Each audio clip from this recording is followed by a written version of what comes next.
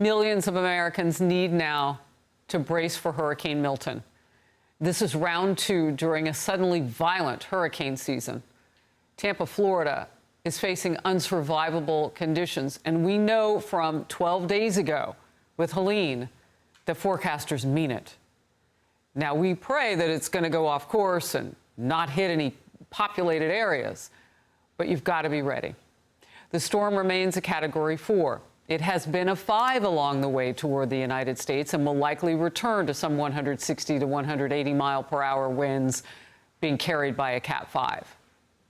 President Biden is set to speak at any moment after a briefing that he's receiving by FEMA officials. And of course, that's critical because there's all sorts of talk about what FEMA can do and what it hasn't done for Hurricane Helene victims, and potentially could be facing more people to help by the end of this week. I'm Harris Faulkner. You are in the Faulkner Focus. Officials have ordered mandatory evacuations now for people in a dozen Florida counties. 5.5 million people in Florida living along the Gulf Coast must leave the area immediately. Let's watch. We are leaving. This is the first time, in 12 years that we will be leaving for a storm.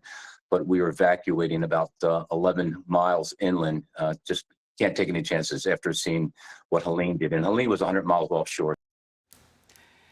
Well, you heard it. A lot of people are starting to prepare for the worst, and they're doing it early. 4 million people live in the 6 counties surrounding Tampa Bay. Some live in mobile homes and RVs, especially vulnerable to severe weather. Florida Senator Marco Rubio posted this. Several years ago, I asked the National Hurricane Center to show me what the worst-case storm hitting Florida would look like. What they showed me back then is almost identical to the Milton forecast now. Again, that's Senator Rubio of Florida. Fox team coverage now. Madison Scarpino is in Banner Elk, North Carolina. Dana Marie McNichols is in Miami Beach, Florida. First, though, let's go to senior meteorologist Janice Dean in the Fox Weather Center. Janice. Harris, we just got the 11 a.m. advisory. They bumped up those winds to 150 mile per hour sustained winds. And yesterday we had an unbelievably strong hurricane at 180 mile per hour sustained winds. It is going to weaken a little bit as it approaches the west coast of Florida, but the concern is the storm surge. That's going to stay the same. Even if we're talking about a borderline Category 3, Category 4 hurricane when it makes impact, the storm surge is going to be upwards of 10 feet, and that is not survivable in some of these areas. So that's why you're seeing language like catastrophic and please evacuate, because you will not survive a 10 to 15-foot storm surge. We are going to potentially see a little more strengthening, but I think that this is what we're going to have, a Category 4, Category 3 making landfall. It's going to interact with a trough. That is what's steering this storm. North of the storm is where we're going to get the heavy rainfall. We could see upwards of a foot.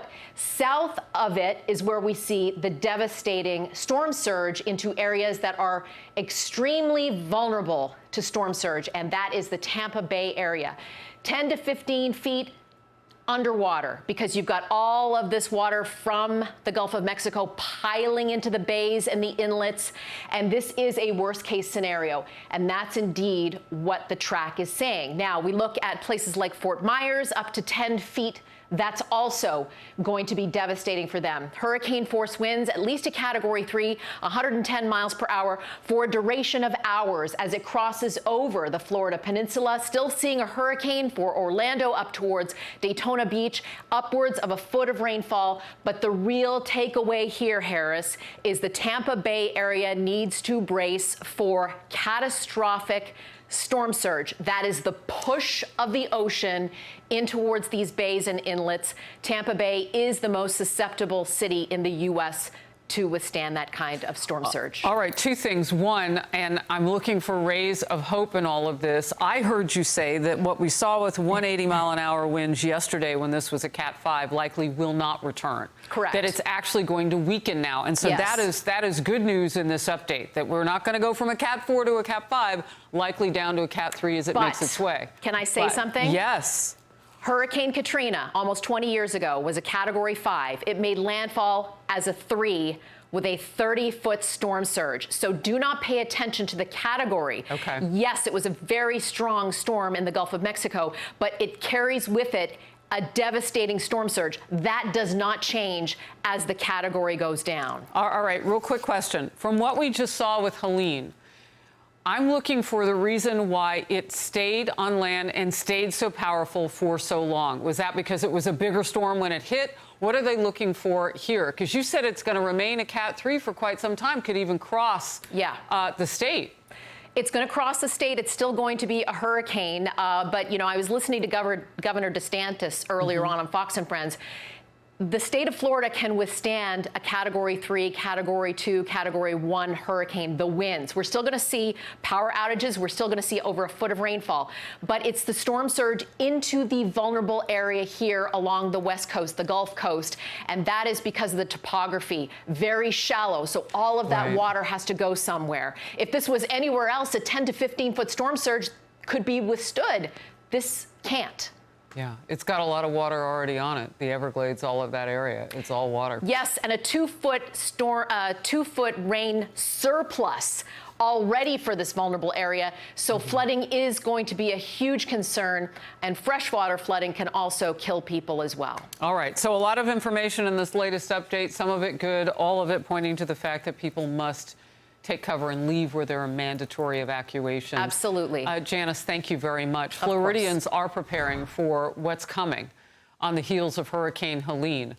And some communities have not even finished cleaning up all the debris in their areas. And again, it's been 12 days. Tampa's mayor with a dire warning. This is literally catastrophic. And I can say without any dramatization whatsoever, if you choose to stay in one of those evacuation areas, you're going to die. Dana Marie McNichol is on the ground in Miami Beach. Dana. Harris, a strong message from that Tampa mayor, but it's true. Florida officials, this is the time, they're saying. Evacuate if you're told to do so. Be ready. Now, big cities like Miami and Fort Lauderdale, they're not in the direct path of Milton, but we have a tropical storm warning, flood watches. That's why I'm here where sandbags are being distributed today with the city of Miami Beach.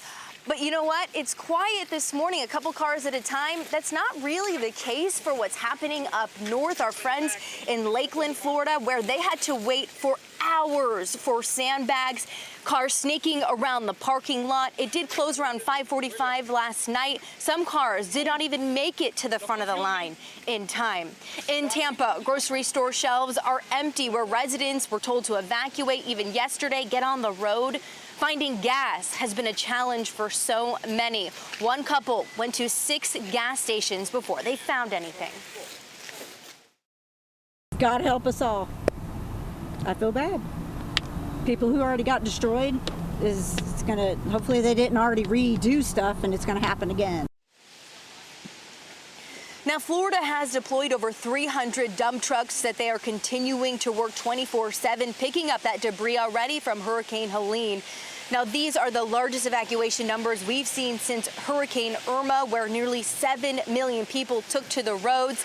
DeSantis urging people to move today.